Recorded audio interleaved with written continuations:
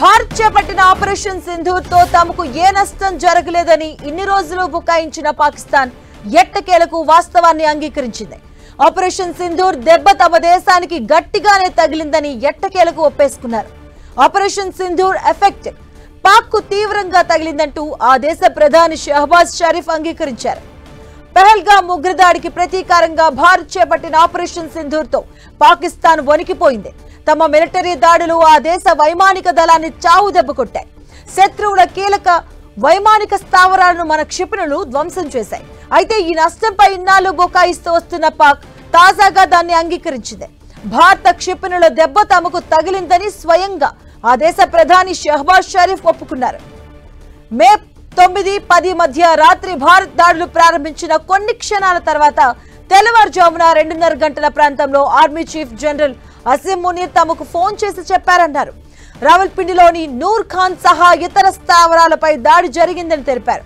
ఇక ఆ సమయంలో తమ వైమానిక దళం స్థానిక సాంకేతిక పరిజ్ఞానం చైనీస్ యుద్ధ విమానాలను వినియోగించిందని పాక్ ప్రధాని వెల్లడించారు. 9:10 की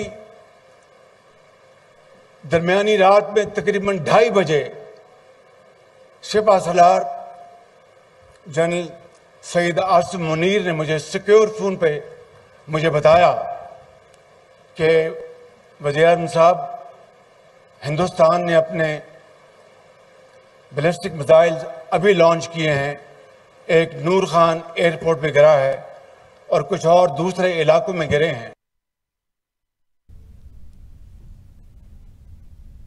వీటికి ఎట్టకేలకు దాయాది పాకిస్తాన్ నోరు మెదిపింది. భారత్ చేపట్టిన ఆపరేషన్ సింధూర్ తో తమకు ఏ నష్టం జరగలేదని ఇన్ని రోజులు బుకాయించిన పాకిస్తాన్ ఎట్టకేలకు వాస్తవాన్ని అంగీకరించింది.